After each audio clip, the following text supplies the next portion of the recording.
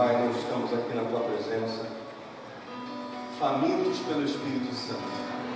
Ó Deus, nessa noite maravilhosa, exalta o Teu santo nome em nosso meio. Ó Deus, transformando o nosso coração segundo o poder da Tua palavra. Estamos abertos e vulneráveis à ação do Espírito Santo. Opera em nós livremente, Senhor. Te adoramos em nome de Jesus. Amém. Pode sentar.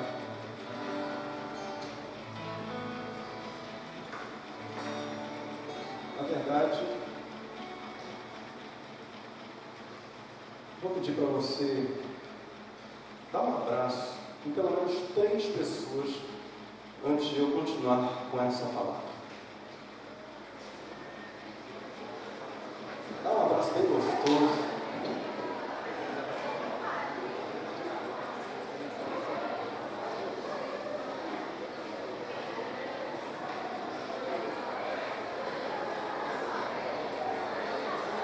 Aleluia. Se você quiser dar em 300,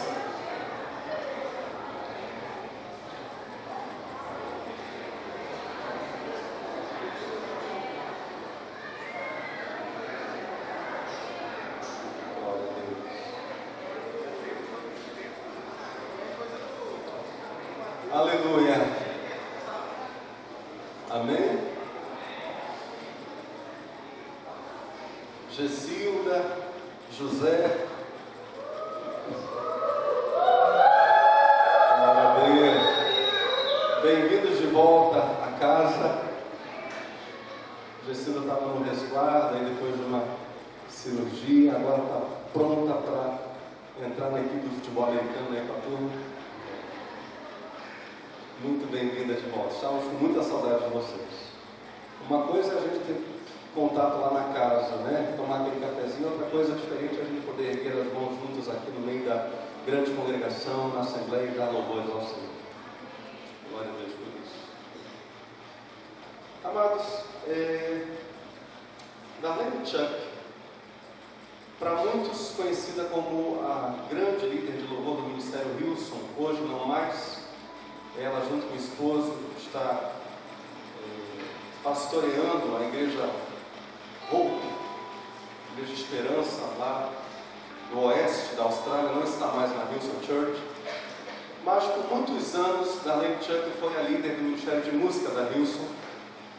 E ela se notabilizou pela canção Aclama ao Senhor toda a terra e cantemos, de sua autoria. Acho que quase todas as igrejas evangélicas do mundo, de algum modo, foram influenciadas por essa canção, Aclama ao Senhor. Ela escreveu recentemente um livro chamado A Arte de Ser um Mentor.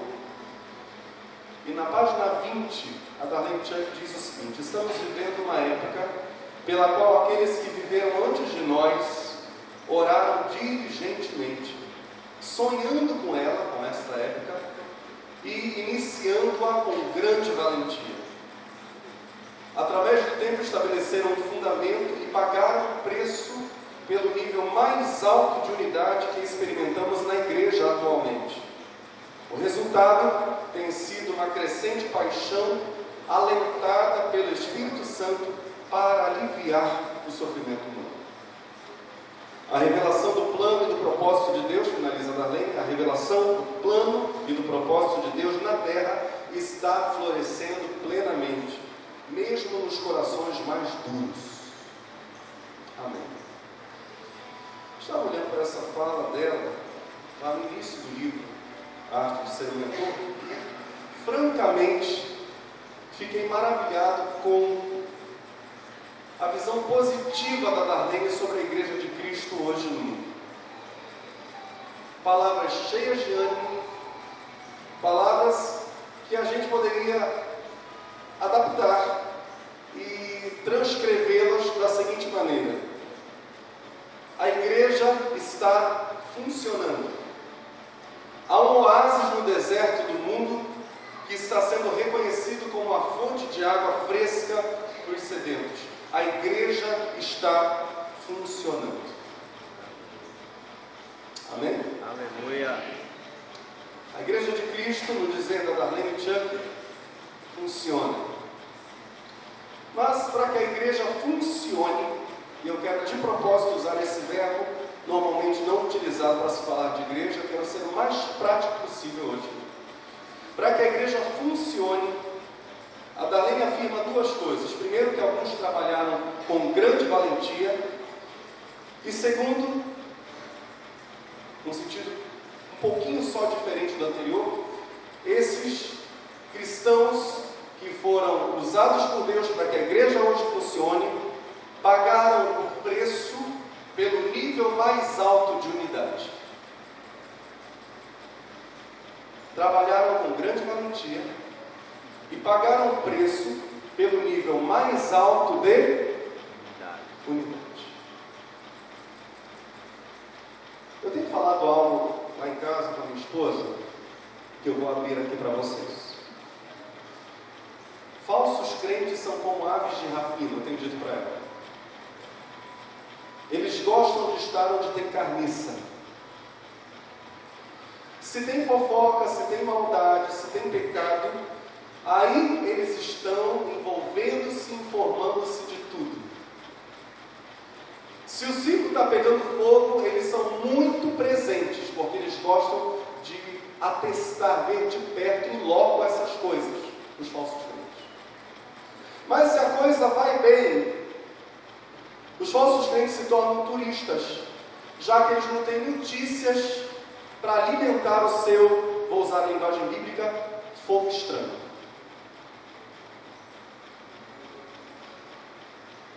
Eu tenho falado isso para minha esposa.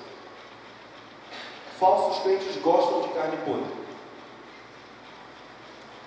Já os verdadeiros crentes, os cristãos verdadeiros, eles têm prazer em verem o crescimento da igreja de Cristo. O prazer deles, o gozo deles, é contribuírem para que as próximas gerações tenham uma igreja na qual possam ser curados, abençoados, se deliciarem e servirem como instrumentos de Deus para a edificação das outras gerações que virão. São índoles completamente diferentes. Uma é a índole do falso crente. Outra é a índole daquele que realmente nasceu de novo. Quem nasceu de novo tem prazer no bem, nas notícias boas. Fica feliz quando vê alguém que estava afastado voltando para casa. Estou falando da Gessilda, não, que não estava afastado voltando desde sempre. Mas dá saltitos de alegria quando vê o irmão que estava caindo sendo levantado pelo Espírito Santo. Esse é o coração do verdadeiro crente. Tem um prazer imenso quando vê a pessoa toda dilacerada pelo pecado entrar pela casa de Deus e com todas as suas falhas, seus defeitos e necessidades, parar para receber o toque curador de Deus. O verdadeiro crente se alegra só de ver isso.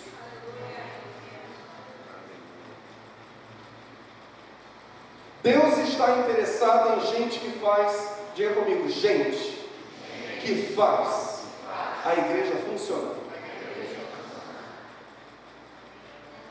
Deus está interessado nesse tipo de gente. Gente que, no exemplo citado pela Darlene, paga o preço,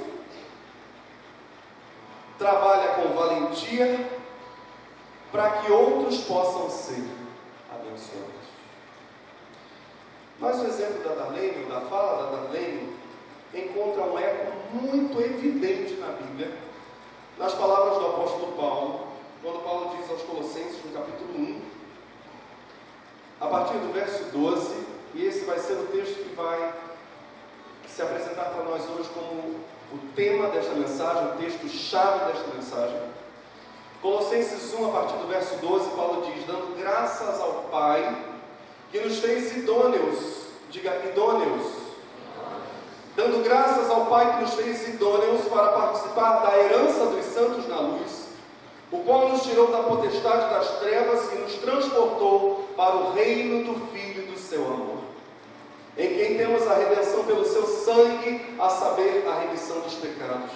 o qual é a imagem do Deus invisível, o primogênito de toda a criação, porque nele foram criadas todas as coisas que há nos céus e na terra, visíveis e invisíveis, sejam tronos, sejam dominações, sejam principados, sejam potestades. Tudo foi criado por Ele e para Ele. E Ele, Jesus Cristo, é antes de todas as coisas, e todas as coisas subsistem, ou seja, se mantêm existindo por Ele. E Ele é a cabeça do corpo da igreja. É o princípio, o primogênito dentre os mortos, para que em tudo tenha a preeminência. Porque foi do agrado do Pai que toda a plenitude nele habitasse, e que, havendo por Ele feito a paz pelo sangue da sua cruz, por meio dele reconciliasse consigo mesmo todas as coisas, tanto as que estão nos céus, como as que estão na terra.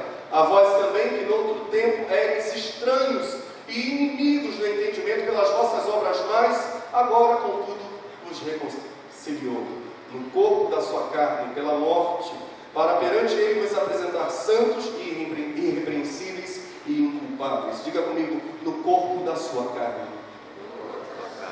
Se na verdade, diz Paulo, permanecerdes fundados e firmes na fé, e não vos moverdes da esperança do Evangelho que tendes ouvido, o qual foi pregado a toda criatura que há debaixo do céu, e do qual eu, Paulo, estou feito ministro. Diga comigo, servo. Regozijo-me agora no que padeço por vós, e na minha carne cumpro o resto das aflições de Cristo. Agora você vai falar o que eu vou repetir, o que Paulo está dizendo no verso 24. Pelo seu corpo, que é a igreja.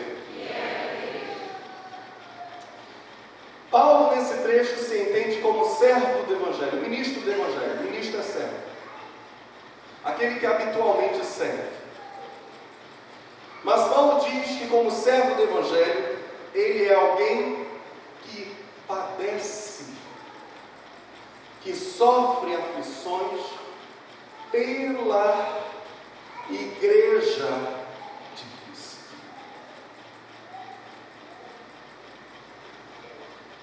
Padeço pela igreja. O entendimento de Paulo é bem simples. A igreja a qual Cristo ama, pela qual Ele derramou o seu sangue, pela qual o noivo sofreu, entregou sua vida, a essa igreja,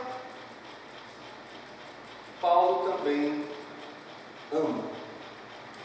E por essa igreja, Paulo também entrega a sua vida. Se Jesus Cristo morreu para agrupar os santos como na família e apresentá-los unidos e santos a Deus, Paulo entende, eu, como discípulo de Cristo, tenho que fazer o mesmo. Eu preciso trabalhar, eu preciso me esforçar, eu preciso padecer. Ele diz, eu cumpro o resto das aflições de Cristo. Eu preciso ser discípulo, cantamos isso hoje aqui, imitador de Cristo. Sumariamente, discípulo é imitador. Eu preciso ser imitador de Cristo, amando e me deixando gastar por tudo aquilo que Cristo amou e se deixou gastar. Imitadores de Cristo, temos algum aqui nessa noite. Olha bem o que você está dizendo, hein?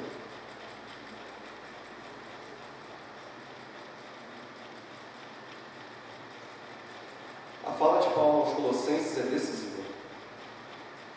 Não dá para ser discípulo sem amar a igreja.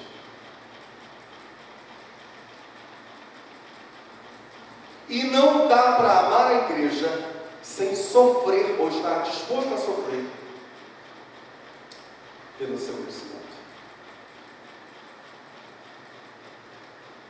Paulo apresenta alguns elementos que distinguem a igreja de todos os demais grupos sociais. Ele apresenta características que vão dignificar a igreja de uma forma única. Por exemplo, a igreja resulta de um fato: a salvação é uma obra coletiva. E eu vou explicar isso para você. A igreja resulta, em primeiro lugar, na fala de Paulo, de a salvação ser uma bênção coletiva. Alguns erram, se equivocam, ao lerem, por exemplo, Romanos 14, verso 12, em que Paulo, apóstolo, vai dizer: cada um dará conta de si mesmo a Deus. Alguns olham para esse texto e para outros que falam sobre a responsabilidade individual diante de Deus e acham que a fé, por conta disso, pode ser vivida na individualidade ou pior, no individualismo. O que esses não sabem é que uma das coisas pelas quais o ser humano terá que prestar contas diante de Deus é justamente sobre como viveu a vida e a fé na coletividade. Todos nós responderemos diante de Deus sobre como vivemos a fé coletiva.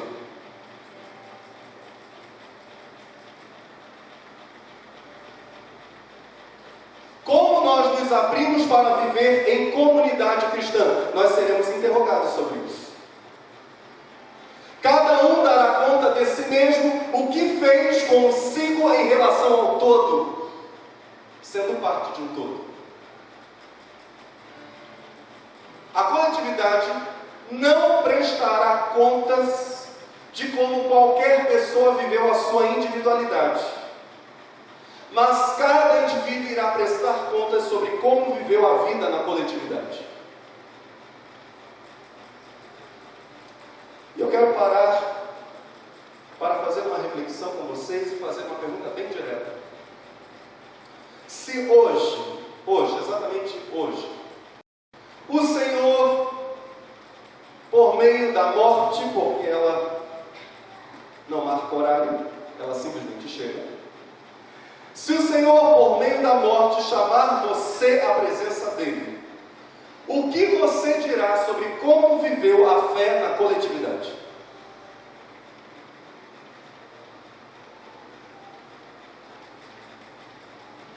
Qual prestação de contas você fará ao Senhor? Se o Senhor te perguntar quanto você investiu em servir seus irmãos, em cultuar a Deus junto com eles, ou em simplesmente estar com eles, como diz o livro de Atos dos Apóstolos, com alegria e singeleza de coração, o que você dirá?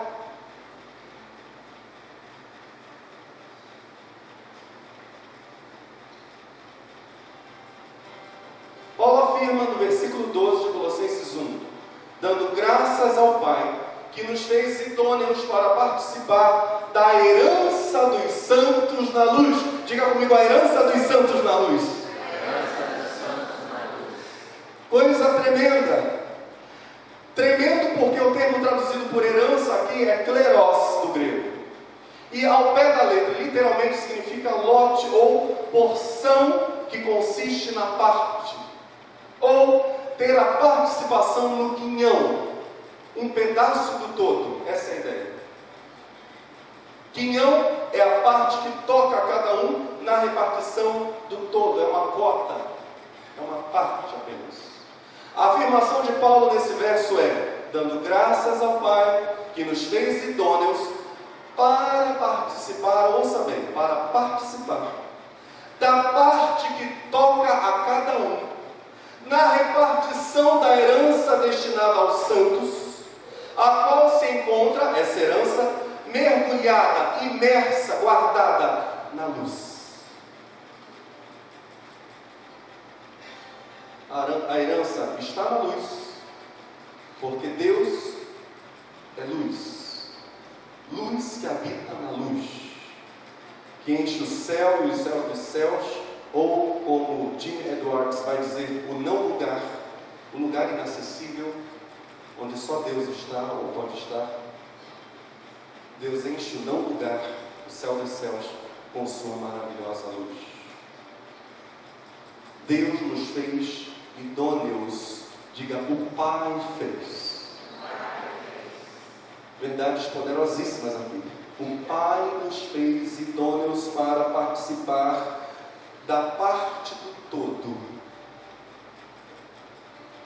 que é dado aos santos. O todo é dado aos santos. Primeira verdade dentro desse verso, na verdade mais uma verdade que eu quero compartilhar com você. O Pai nos fez idôneos para participar. Ou seja, Deus nos fez aptos, Deus nos qualificou para participarmos de uma herança coletiva. Obviamente, foi Deus quem nos introduziu nessa mesma coletividade. E Deus só pôde concretizar isso, de acordo com o seu plano eterno, pela aniquilação do corpo do seu Filho único. Por meio da aniquilação do corpo do Filho, Deus nos introduziu no corpo do Filho. O cristão que não compreende ou que desdenha o ajuntamento dos santos está desprezando o processo doloroso pelo qual Deus teve que passar para nos introduzir no corpo do Filho.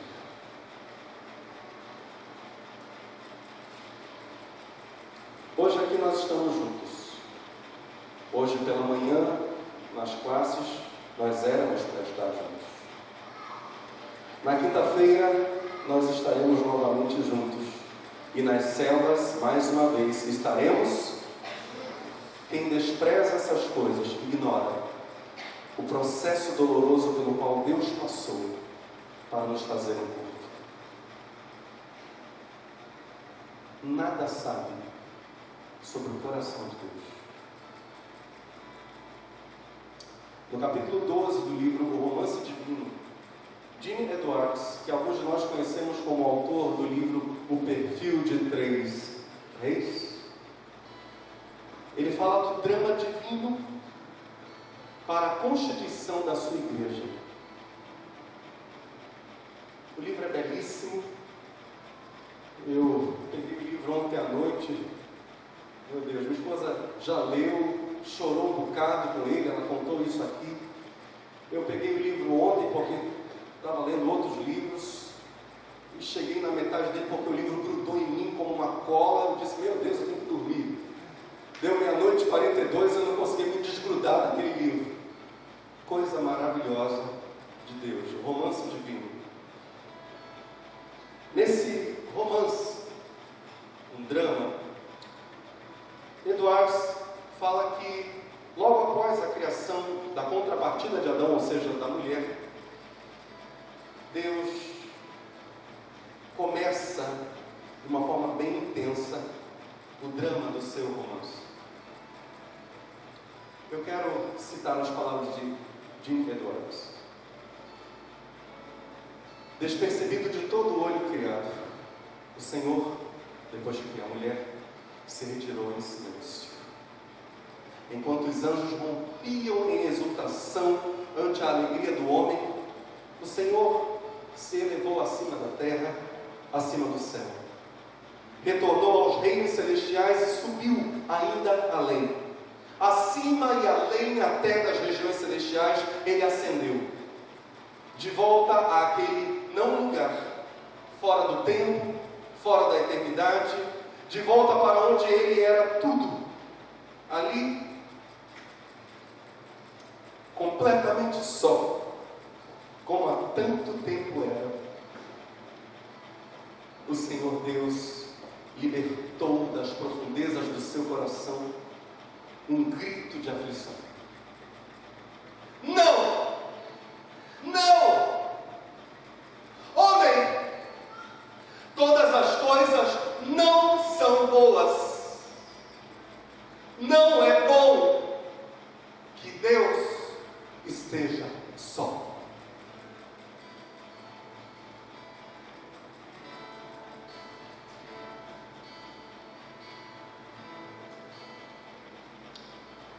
Jim Edwards, a partir das palavras de Deus sobre o homem: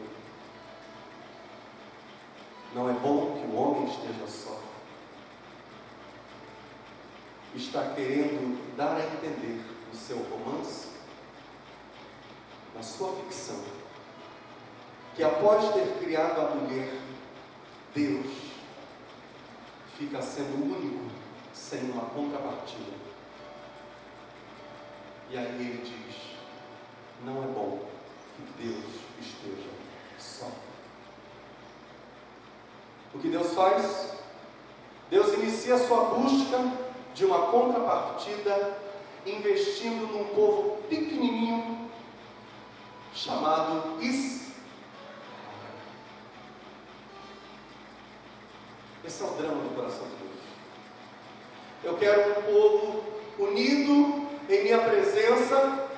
Ele diz para Moisés: vai lá, liberta o meu povo, porque eu quero que o meu povo celebre a mim uma festa no deserto. Eu quero culto, eu quero exaltação, eu quero uma coletividade que me ama. E quando Deus se revela a Moisés no alto do monte, por mais uma vez, ele diz a Moisés: diga para o povo: amem ao Senhor, vosso Deus, de todo o vosso coração. Amem o Senhor. Um Deus à caça de um romance. Um Deus em busca da sua contrapartida, da sua cara metade. Mas Israel falha na sua missão. Pelo menos por um tempo, o apóstolo Paulo vai dizer, Deus cria um intervalo, um interstício, até que Israel capte o que vai no coração de Deus. Desde a década de 70, os judeus começaram a captar o que vai no coração de Deus. Deus cria um intervalo e nasce a era da igreja. O romance que começaria com Israel termina com a igreja. Mas uma e outra, ambas as nações, Israel e a igreja, ambas são dadas ao mesmo tipo de esquecimento, ao mesmo tipo de abandono.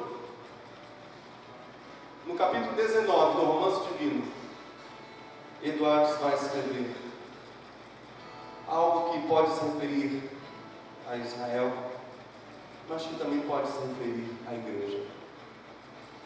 Essa moça viera do Egito, atravessaram um deserto escaldante e na terra da promessa encontrou descanso e prosperidade. Em sua prosperidade, contudo, afastou-se cada vez mais do seu Senhor. Várias e várias vezes ele clamou em sua direção: volte para mim, volte para mim.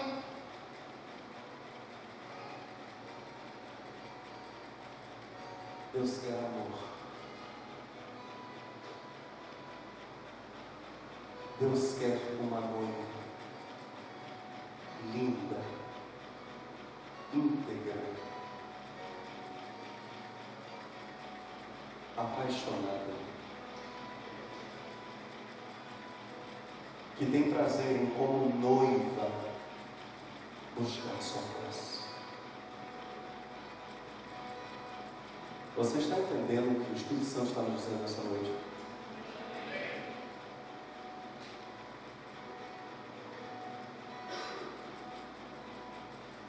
É o drama divino. Isso não é uma invenções do coração humano.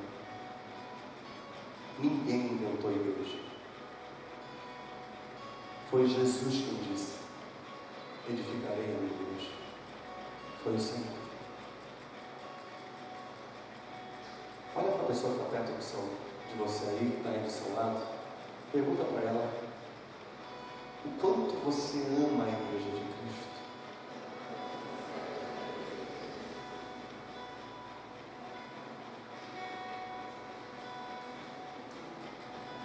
Com essa pergunta você não precisa fazer não. Nós poderíamos já fazer outra que já foi feita aqui, de certa maneira. Quais sacrifícios por ela você estaria disposto ou disposta a fazer?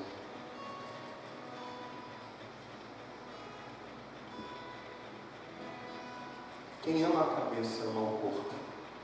porque eles são uma coisa só. Está entendendo? Eu amo Jesus,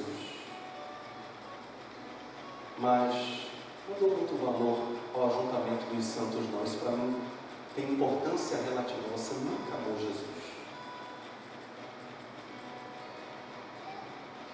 Ou se amou, esse amor está oculto, está escondido aí por camadas e camadas de fuligem. Nessa noite, o Espírito Santo quer fazer assim: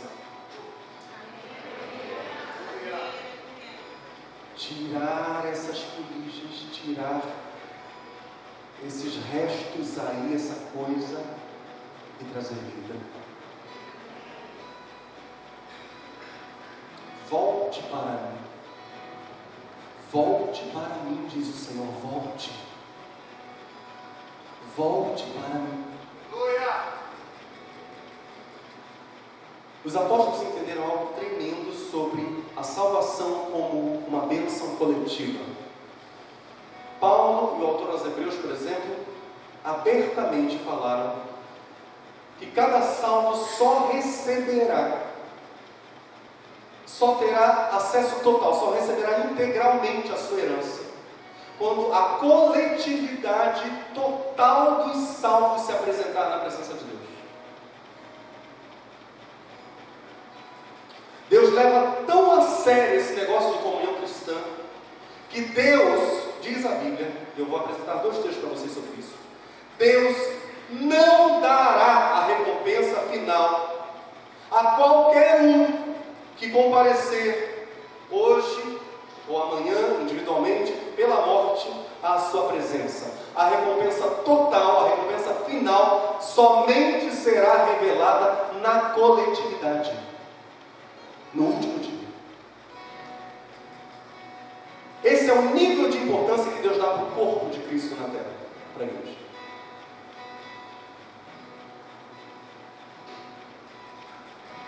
Volto ao texto de Paulo para entrar nos novos textos, dando graças ao Pai, que nos fez idôneos para participar da parte que toca a cada um, na repartição da herança destinada aos santos, a qual se encontra essa herança mergulhada, imersa dentro da luz. Primeiro texto em que Paulo abertamente fala sobre a herança final somente ser dada aos santos quando todos juntos se apresentarem ao Senhor. 1 Tessalonicenses capítulo 4, verso 9 e versos 14 a 17. Quanto, porém, ao amor fraternal, amor de irmãos, não necessitais de que vos escreva, visto que vós mesmos estáis instruídos por Deus, que vos ameis uns aos outros. Verso 14. Porque se cremos que Jesus morreu e ressuscitou, assim também aos que em Jesus dormem, Deus os tornará a trazer com Ele. Dizemos-vos, pois, isto pela palavra do Senhor, que nós, os que ficarmos vivos para a vinda do Senhor, não precederemos os que dormem. Não iremos na frente para nos encontrarmos com o Senhor em glória. Ninguém vai na frente ser glorificado. Verso 16. Porque o mesmo Senhor descerá do céu com alarido e com voz de arcanjo e com a trombeta de Deus. E os que morreram em Cristo ressuscitarão primeiro. Depois nós, os que ficarmos vivos, seremos arrebatados juntamente com eles nas nuvens a encontrar o Senhor nos ares, e assim estaremos sempre com o Senhor.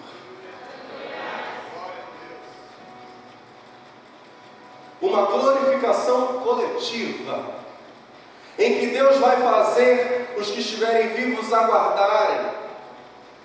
A glorificação é para todos juntos. Nem mesmo os heróis da fé, que muitos de nós conhecemos, lá de Hebreus capítulo 11, nem mesmo aqueles que foram cerrados ao meio, queimados vivos, apedrejados, por causa da fé em Cristo, nem mesmo esses entraram na nossa frente no gozo total da salvação, ainda não entraram. Eles estão nos aguardando. Eles estão esperando o ajuntamento de todos os salvos, porque Deus é o Deus que ama o seu corpo com amor imenso. Para que todos juntos, eles estão aguardando para que todos juntos recebam sua parte da herança.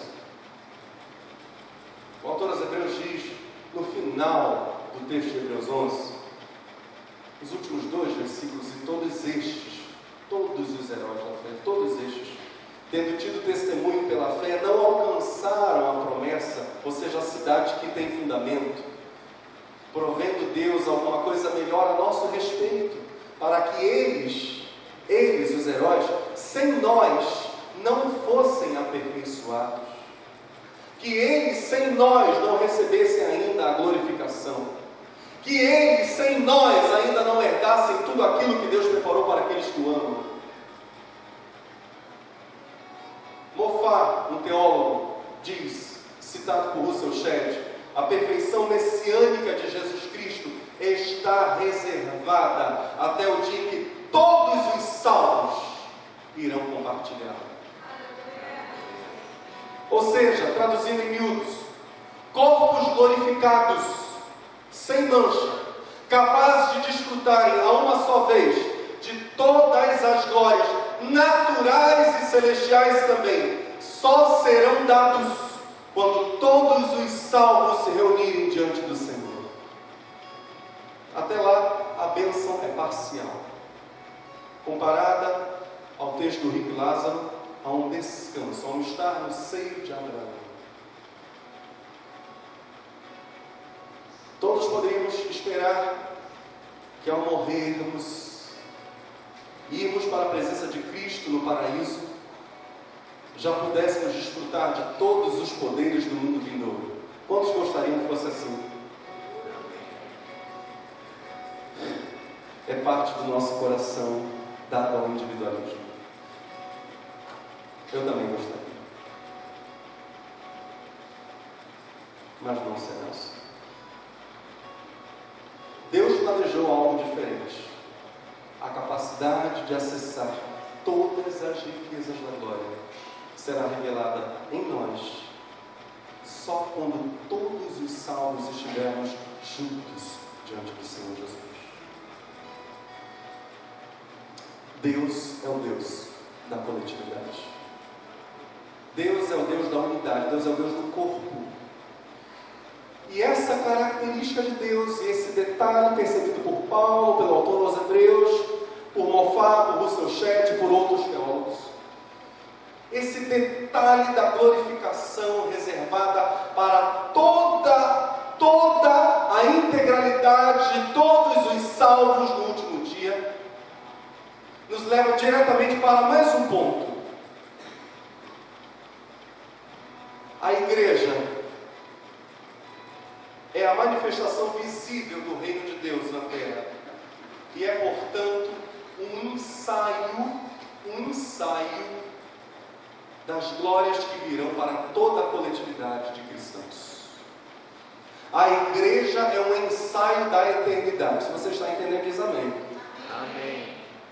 A vivência no corpo de Cristo com intensidade, não com descaso, não com descompromisso, não com uma alma frouxa. A vivência no corpo de Cristo com intensidade é um ensaio para a eternidade. Dando graças ao Pai, que nos fez idôneos para participar da herança dos santos na luz. Agora diga comigo, o qual? Diga comigo, o qual? Nos tirou do poder das trevas e nos transportou para o reino do Filho do seu amor. E Paulo vai falar sobre a igreja o tempo todo. Ele vai dizer que a igreja é o reino do Filho amado de Deus. É a manifestação visível do reino de Deus na terra. Deus reina. Deus reina. Amém. Deus é Senhor sobre a terra. Amém. Isso Ele mostra por meio da igreja.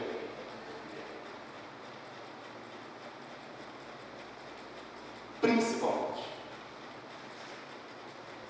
Uma igreja altamente comprometida a viver como igreja. Cristãos altamente comprometidos a viverem em unidade uns com os outros, juntos buscando a face de Deus.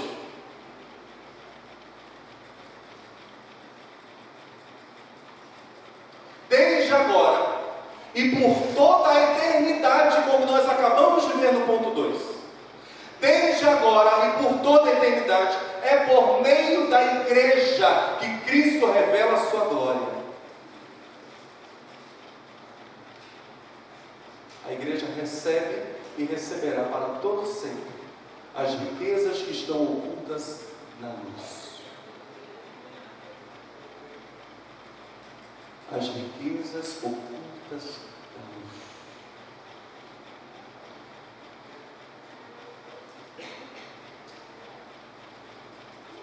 Camilo Castelo Branco, falando da comunhão dos santos, um escritor português, disse: o amor de Deus é inseparável do amor do próximo.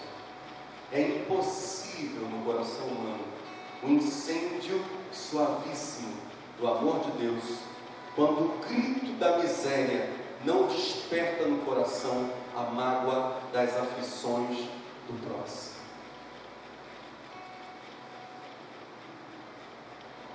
Só quando eu olho para o lado é que Deus é amor para mim. Só quando eu olho para o meu irmão com amor e realmente o amo e quero estar com ele, é que Deus é amor em mim. Quantos amam a Deus? Aquele que diz amar a Deus, ame também o seu próximo. Ame o seu irmão e queira andar com o seu irmão.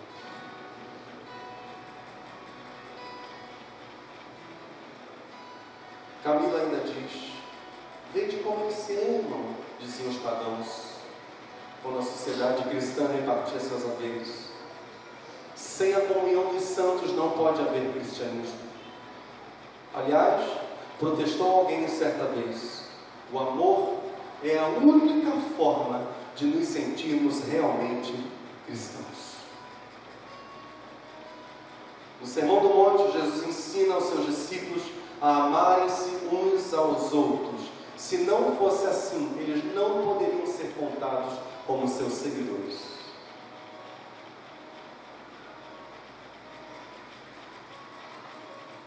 Olhem em volta. Quantas pessoas estão aqui? Tem outras que estão lá no culto infantil, crianças e adultos que estão servindo as crianças.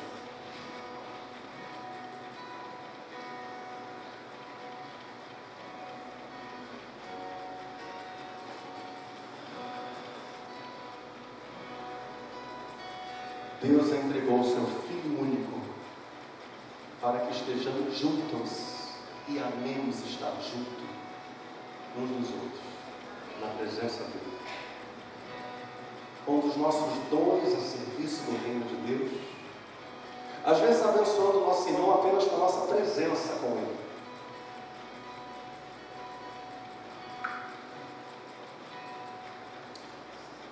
Deus não abre mão disso agora e não abrirá mão disso por toda a eternidade. É o drama de Deus, é o romance divino. Nessa noite, em nome de Jesus, reveja a maneira pela qual você tem olhado a Igreja de Cristo.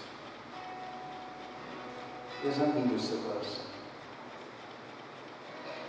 e veja se hoje você ama a Igreja de Cristo mais do que você amava ontem.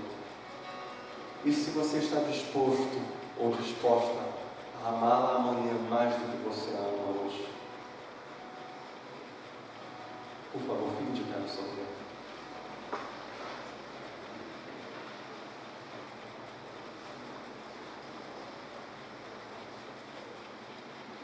Vamos dar as mãos.